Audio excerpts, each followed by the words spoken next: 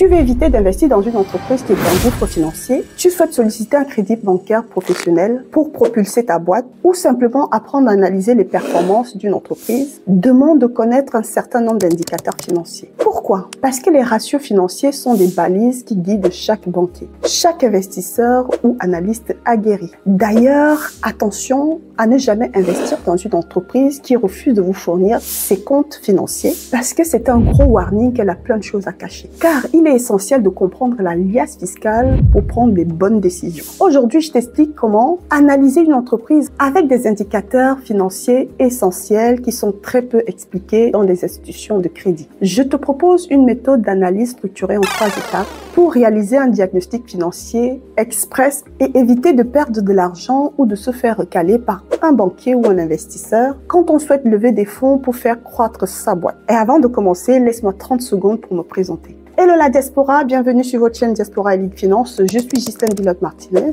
Pendant 10 ans, j'ai accompagné des clients exigeants dans la première banque européenne et française. Aujourd'hui, je suis conseillère indépendante en stratégie patrimoniale et en investissement financier, immatriculée à l'ORIAS, qui est le registre officiel où sont répertoriés tous les experts agréés en France. Dans cette chaîne, nous mettons gratuitement à ta disposition toutes les astuces financières fiables pour t'aider à développer ton patrimoine et faire de toi une élite financièrement accomplie. Les thématiques financières, bancaires et fiscales t'intéressent? Abonne-toi, tu es au bon endroit. Et like cette vidéo pour nous aider à grandir. Les présentations ainsi faites, rentrons dans la première partie de notre sujet. Avant de se plonger dans l'analyse des comptes et des chiffres d'une entreprise, il est primordial de comprendre au préalable l'environnement dans lequel cette entreprise exerce. Qu'est-ce que j'entends par là? En 1, il faut comprendre en priorité l'histoire de l'entreprise. C'est très important. C'est-à-dire quelle stratégie déploie cette entreprise sur le marché pour apporter de la valeur? En d'autres termes, quel est le positionnement qui la différencie aux autres entreprises? Et en second lieu, il faut comprendre son modèle économique. Est-ce une activité de service, de négoce, de production, digitale ou un mix de plusieurs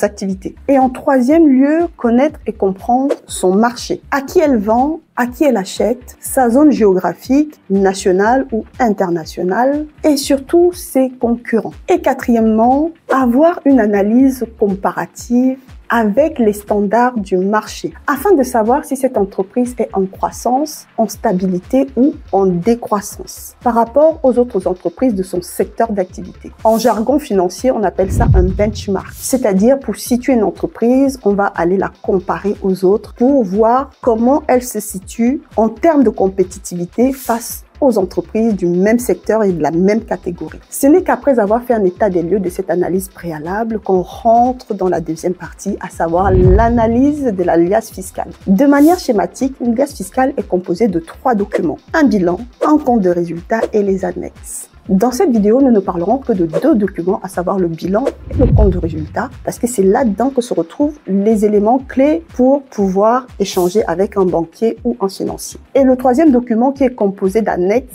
est beaucoup trop technique et on ne l'abordera pas. Sûrement dans d'autres vidéos pour les plus aguerris. Alors, démarrons par le compte de résultat. Ce qu'il faut comprendre de manière schématique, c'est que le compte de résultat est la traduction chiffrée de la performance économique d'une entreprise sur une période donnée, au mois, au trimestre, au semestre ou à l'année. Et il répond à une question très simple. Au cours de son exercice, est-ce que l'entreprise a gagné ou perdu de l'argent? Par ailleurs, il synthétise l'impact de toutes les décisions stratégiques de l'entreprise, à savoir les ventes, les achats, les embauches, les licenciements, le marketing, la fiscalité, les emprunts, les opérations exceptionnelles et j'en passe. Dans le compte de résultat, chaque ligne raconte une partie de l'histoire de l'entreprise, mettant en lumière la cohérence ou non, d'ailleurs, entre les actions menées par les dirigeants d'une entreprise et les résultats obtenus. Dans cette capsule, nous n'allons pas déchiffrer ligne par ligne les chiffres d'un compte de résultat, mais tout simplement, je vais vous extraire les indicateurs essentiels à maîtriser. En premier lieu, on a le chiffre d'affaires. C'est l'indicateur de la dynamique commerciale de l'entreprise. Il totalise les ventes réalisées. Si le chiffre d'affaires est en baisse, cela suppose une vigilance et de comprendre pourquoi. Et à contrario, s'il est en hausse, il faut analyser. Le prix, est-ce qu'il a évolué? Le volume, est-ce qu'on vend beaucoup plus? Ou alors, est-ce qu'il y a de nouveaux clients? Et deuxièmement, on va regarder la marge marge brute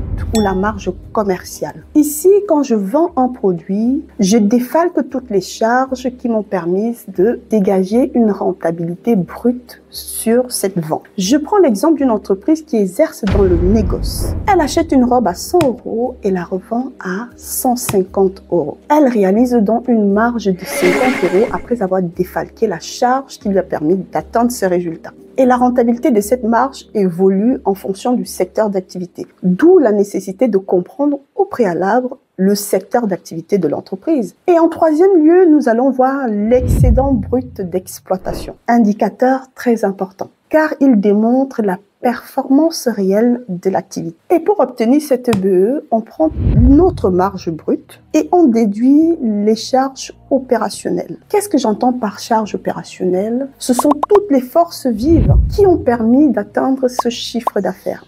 Et quand on parle de forces vives, on parle notamment de salariés. Là, on défalque toutes les charges liées à l'activité. Ça peut être des locaux, des salariés, comme je l'ai dit, l'électricité, peu importe, tout ce qui a concouru à nous permettre d'atteindre ce chiffre d'affaires, hormis bien sûr les impôts et les amortissements, eux qui sont liés aux investissements. Alors, pourquoi je dis que c'est un élément crucial dans l'analyse d'une liasse fiscale? Plus l'EBE est élevé, plus l'entreprise est saine. C'est-à-dire, elle crée de la valeur et n'en détruit pas. Parce qu'il y a des entreprises qui détruisent de la valeur. Et ça, c'est une notion que j'expliquerai dans une autre capsule. Quatrième indicateur qui est très important également, c'est le résultat net. Ce résultat net vient tout simplement répondre à notre question du début, à savoir, est-ce que l'entreprise gagne de l'argent et donc réalise des bénéfices, ou alors elle perd de l'argent, c'est-à-dire réalise des pertes après avoir défalqué toutes les charges de l'entreprise, y compris les impôts. Ici, on examine la valeur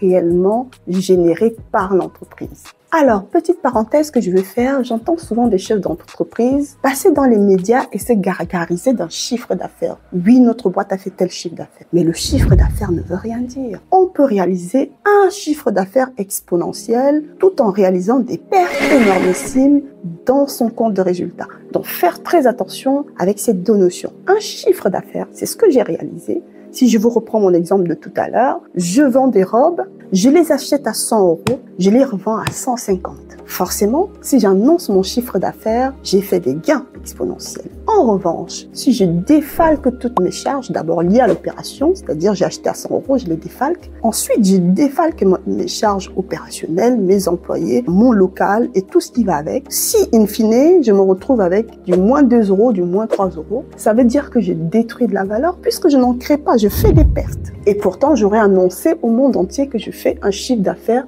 très intéressant. Donc, ne pas se fier à ce qu'on entend dans les médias, car la réalité peut être tout autre dans la liasse fiscale. D'où l'intérêt de la demander si on va investir. D'ailleurs, dans les boîtes cotées du CAC 40, la liasse fiscale est automatiquement publiée, parce qu'on souhaite que tout investisseur qui injecte des fonds dans cette boîte le fasse de manière consciente et en toute connaissance de cause. Donc, demander une liasse fiscale, c'est très important. Et si cela devient trop technique, n'hésitez pas à vous référer à un expert qui va vous faire un diagnostic financier, quelques lignes de la boîte. Et pour les investisseurs, le résultat net est très important, non seulement parce qu'il rassure sur la création de valeur et de richesse de cette entreprise, mais par ailleurs, pour chaque investisseur, il doit pouvoir se rassurer parce que c'est grâce au résultat net qu'on distribue un dividende dans une entreprise. Quand une entreprise ne crée pas de valeur, elle ne distribue pas de dividende. Et pour le banquier, c'est important. Pourquoi? Parce que ce résultat net, soit on verse un dividende en effet, soit il est réinjecté dans capitaux propres d'une entreprise. C'est-à-dire qu'on le garde dans l'entreprise, on ne le fait pas sortir, afin de consolider les capitaux propres dans l'optique soit d'aller emprunter, et cet élément rassure le banquier parce que l'entreprise est solide, soit dans l'optique de s'autofinancer, c'est-à-dire on finance soi-même par ses fonds propres une branche de l'activité ou le développement de notre activité. Ce résultat net est dans le pivot central de la bonne gestion d'une entreprise. Cinquième élément à analyser dans les comptes d'une entreprise, c'est la capacité d'autofinancement, en abrégé CAF. C'est un outil qui permet d'appliquer une forme de rattrapage et laisser une seconde chance à l'entreprise. Elle viendra donc démontrer la capacité de l'entreprise à générer de la trésorerie pour investir, rembourser ou se développer grâce au mécanisme des charges encaissables ou des charges décaissables, à savoir les amortissements et les provisions. Ces notions étant assez techniques, on ne rentrera pas en profondeur du sujet, mais je vais prendre le temps de les développer dans une autre vidéo. Une fois les indicateurs importants du compte de résultat expliqués, passons maintenant au deuxième volet qui est le bilan d'une entreprise. Le bilan représente le patrimoine d'une entreprise à l'instant T.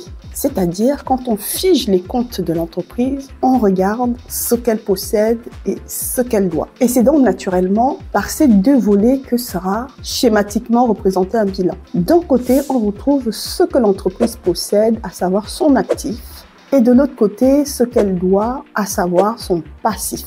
Dans cette partie, il faut rester concentré, car il y aura plusieurs subdivisions à faire. Donc, commençons par l'actif. Quand on analyse ce que l'entreprise possède, on regarde ce qu'elle détient de manière durable, à savoir les immobilisations. Voilà, ça peut être l'immobilier, des murs, ça peut être des ordinateurs, ça peut être les voitures, des machines. En tout cas, ce qui a vocation à rester à moyen ou long terme dans l'entreprise. Et à côté des immobilisations se retrouve l'actif circulant. Ici, c'est tout ce qui n'a pas vocation à rester très longtemps dans l'entreprise. C'est-à-dire, ça rentre et ça doit ressortir.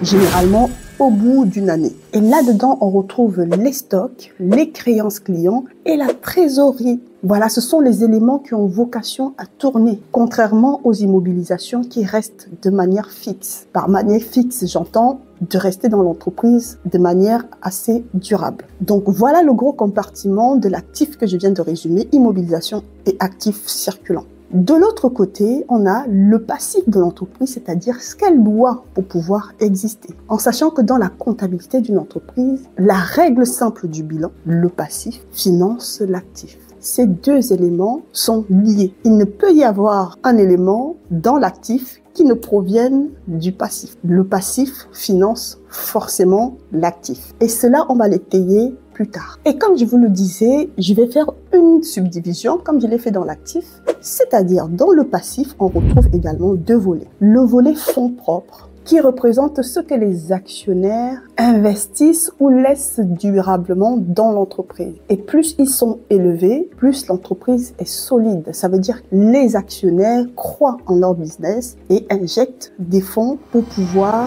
propulser l'activité. Et cet élément de fonds propres est un gros warning pour certaines entreprises qui vont solliciter des emprunts. Car pourquoi voudrais-tu que le banquier te finance alors que toi-même tu ne crois pas assez à ta boîte pour y investir beaucoup de fonds? Par exemple, je veux 100 000 euros en banque, je vais demander au banquier de me financer les 100 000 euros, alors que moi-même actionnaire, je n'investis que 100 euros en fonds propres, c'est-à-dire tes propres fonds, dans la boîte. Pourquoi le banquier qui n'est qu'un investisseur, c'est-à-dire qui veut faire du business, puisqu'il prête pour lui aussi se servir en intérêt, c'est du win-win, du gagnant-gagnant, pourquoi va-t-il mettre 100 000 euros quand toi-même, porteur de projet, celui qui croit au business, n'y met que 100 euros? Ça, à coup sûr, la réponse sera non. Donc, pour revenir aux fonds propres, les fonds propres représentent la confiance que les actionnaires ont en leur boîte. Ils comprennent donc le capital social, ce que vous mettez au départ pour créer la société, les résultats nets qu'on a vus dans le compte de résultats. Vous vous rappelez, le dernier élément qu'on regardait, le résultat net, c'est-à-dire ce que la boîte a créé réellement, est-ce qu'elle fait des pertes ou des bénéfices. Certains bénéfices, des entreprises le réinjectent dans la boîte et ça revient dans le volet fonds propres et ça vient consolider leur capital social. Et puis par ailleurs, il y a des réserves.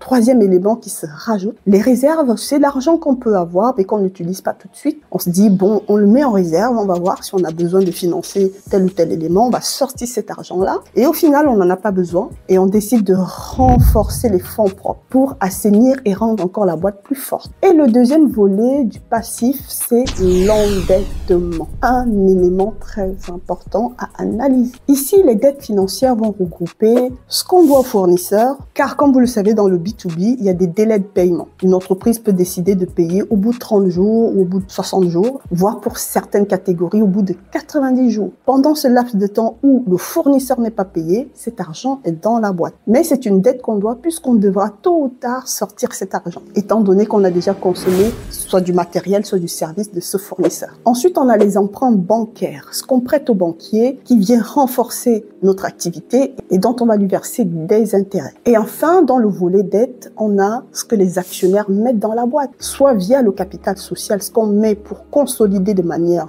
durable l'entreprise, soit via les comptes courants d'associés. On peut prêter de l'argent à la société et la société doit nous le rendre. Ça, c'est différent. Et ces éléments ne sont pas à confondre. Le capital social, c'est l'argent qu'on donne à l'entreprise, ça nous appartient plus, ça appartient à l'entreprise. Et le compte courant d'associés, c'est pas de l'argent qu'on donne, c'est de l'argent qu'on prête. Et analyser dans l'endettement d'une société, c'est très important parce qu'on va venir comprendre le poids de la dette dans la structure financière de l'entreprise. C'est-à-dire, est-ce que son endettement fragilise sa structure financière et donc ce qui entraîne moins de capacité d'emprunt si on veut développer l'activité? Ou alors, l'emprunt est plutôt le moteur de croissance qui sous-tend la notoriété ou qui va propulser cette entreprise. Et pour terminer l'analyse du bilan avec d'un côté l'actif et de l'autre côté le passif, il y a une petite astuce à faire entre les deux, à savoir comparer la trésorerie active de l'actif et les dettes à court terme du passif. Et cela nous permettra d'aller voir ce qu'on obtient en trésor net. Et cette trésor net nous indique si l'entreprise est capable de faire face à ses dépenses immédiates. Si cette trésor est positive, ça veut dire que l'entreprise est en bonne santé financière. Et si elle est négative, ça veut dire que l'entreprise connaît une tension de liquidité. C'est aussi un warning. Et comme je te le disais plus haut, la structure financière saine d'un bilan repose sur l'équilibre entre l'actif et le passif. Et dans une bonne comptabilité bilancielle, l'actif est toujours égal au passif. Et si cet équilibre n'est pas respecté, cela remet en question la fiabilité même de ce document, car un déséquilibre actif-passif est un signal d'alerte majeur. Pourquoi? Parce que tout simplement, tout ce que possède l'entreprise, à savoir l'actif, n'est entièrement financé que par le passif. Maintenant, passons à la partie 3. Ici, on va mettre en cohérence entre ce qu'on a vu dans la première partie et ce qu'on a vu dans la deuxième partie. La première partie étant en quelque sorte comme une analyse macro, tous les éléments du secteur, et la deuxième partie étant comme une analyse micro, c'est-à-dire les éléments internes de l'entreprise. Dans ce troisième volet, on prend ces deux éléments, on les met en cohérence comparée. Et dans ce volet, le but c'est de se faire son propre avis, en cohérence avec toutes les données que nous avons et évaluer la solidité et la pertinence du modèle économique de cette entreprise. D'abord, on va comparer les indicateurs internes de l'entreprise sur plusieurs années. On va analyser son chiffre d'affaires. Est-ce qu'il est en hausse constante? Ou alors il fait le yo-yo, ou plutôt il décroît. Et dans tous les cas, soit il est en croissance ou en décroissance, on doit analyser pour comprendre le pourquoi. Par exemple, est-ce qu'il y a une augmentation de la clientèle? Est-ce que l'entreprise a haussé ses prix ou a lancé de nouveaux produits? Est-ce qu'elle a perdu des parts de marché dans son secteur d'activité? Ou alors est-ce qu'elle est en train de réorienter ses branches d'activité? Et cela parfois peut expliquer une décroissance. Tu peux donc voir que l'analyse est pertinente uniquement si elle est contextualisée en rapport entre les chiffres et le secteur d'activité, notamment l'histoire de l'entreprise, sa stratégie actuelle ou alors le marché auquel elle appartient. Ce qui nous permet de mettre en cohérence les chiffres avec la réalité du terrain. Autre élément à contextualiser et à comprendre les spécificités dans un business model est le BE. Comme je l'ai dit précédemment, le BE est l'indicateur clé pour mesurer la performance brute d'une entreprise. Mais ici, je dois attirer votre attention sur le fait que, comme c'est un élément clé, il ne faut donc pas le lire à la légère, car sa lecture dépend fortement du modèle économique de l'entreprise. Parce que dans certaines entreprises, il peut être très faible et ça devient un warning pour celui qui analyse cette liasse fiscale, alors que cela est normal du fait du secteur d'activité. Pour que tu puisses comprendre, je vais te prendre deux exemples. Prenons l'exemple d'une formation en ligne, dont le business model est généralement qualifié de scalable, c'est-à-dire la capacité d'une entreprise à croître rapidement et efficacement sans que les coûts liés à son activité n'augmente proportionnellement. On peut donc voir que dans une formation en ligne, l'investissement initial, à savoir les plateformes, les vidéos, cet investissement initial peut générer des centaines de ventes sans frais supplémentaires. C'est-à-dire qu'on achète une formation dans la journée ou 100 formations dans la journée, le coût est exactement le même. Il n'y a aucune dépense supplémentaire qui se rajoute. C'est donc naturellement qu'on peut comprendre que le chiffre d'affaires va exploser, mais les coûts, eux, vont rester faibles. Et donc, naturellement, dans cette boîte, son EBE sera excellent, c'est-à-dire exponentiel. Et parfois, ramener au chiffre d'affaires, représenter les 60% de l'activité, ce qui est génial. En revanche, dans les activités de transformation ou de production d'ailleurs, pour obtenir un produit fini, il nous faut de la matière première qui représente un coût, de la main-d'œuvre qui représente un coût et des machines. Et ça représente un coût. Et donc forcément, l'EBE de cette entreprise sera plus faible parce que les coûts en face sont énormissimes. Et ce n'est que normal parce que c'est lié à l'activité. Parce qu'une entreprise de production qui dégage un EBE, par exemple à 10%, mais dont l'activité est stable, reste beaucoup plus tangible comparé à une activité de formation en ligne, qui sont généralement souvent moins stables. Ici, le message principal est simple, c'est qu'il ne faut jamais comparer l'EBE de deux secteurs d'activité différents, car ça serait une erreur stratégique. Et dommage, on passerait à côté des opportunités. Et ce qu'il faut retenir, c'est qu'il faut comparer une entreprise à ses concurrents du même secteur d'activité. Là, on va viser juste. Et pour finir, il faut toujours ramener ces indicateurs financiers au chiffre d'affaires. Cela permet de juger l'efficacité de l'entreprise à générer de la richesse à partir de son activité. Par exemple, si le chiffre d'affaires augmente, mais que la marge brute diminue en proportion, c'est un signal à creuser en analysant l'évolution de la structure des charges. À savoir, est-ce que le poste des dépenses augmente beaucoup plus vite que les revenus? Ou alors, une forte croissance peut masquer une rentabilité fragile. Car le chiffre d'affaires peut être élevé en montant absolu, c'est-à-dire ce qu'on réalise concrètement, le chiffre qu'on a, mais quand on ramène l'excédent brut d'exploitation ou d'ailleurs la valeur ajoutée parfois, on le compare à ce chiffre d'affaires, on se rend compte que il est très faible. Et cette comparaison, pour être crédible, doit être faite plusieurs années pour voir l'évolution ou la diminution d'ailleurs. Je te prends un exemple. En année N-1, l'EBE représentait 20% du chiffre d'affaires de l'entreprise et en année N, il représente 30% du chiffre d'affaires.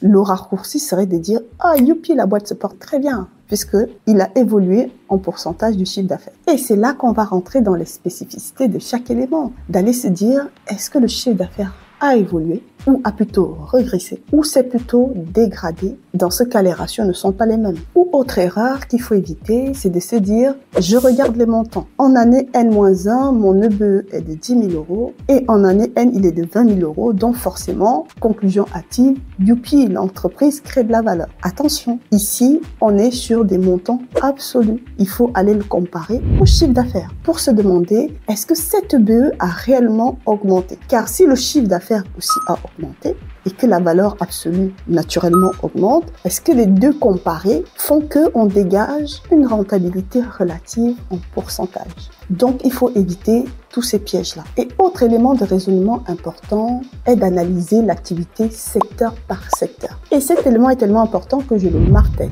Une analyse financière d'une start-up ne se compare pas à une activité de négoce, par exemple. Sinon, l'analyse des chiffres est faussée par avance, car chaque secteur a ses propres standards et ses indices de performance. Chers diaspora, vous l'aurez donc compris, réussir tes investissements et tes levées de fonds nécessite une connaissance à minima de certains agrégats financiers, mais qui s'analysent toujours en lien avec le secteur d'activité, le modèle économique de l'entreprise et doivent se comparer sur au moins 3 exercices d'activité. Et ce n'est qu'à ce moment qu'on peut observer la vraie tendance de l'activité. En cas de doute, ou alors si tu veux pousser beaucoup plus loin une certaine analyse, si tu veux injecter beaucoup de fonds dans une entreprise, fais-toi tout simplement accompagner par un expert qui pourra t'éviter des pertes considérables d'argent en allant investir dans une entreprise qui est tout simplement un gouffre financier. Et dans ce cadre, je suis à ton entière disposition. Si tu souhaites une analyse financière, soit pour ton entreprise, si tu veux solliciter un emprunt à la banque ou pour une levée de fonds,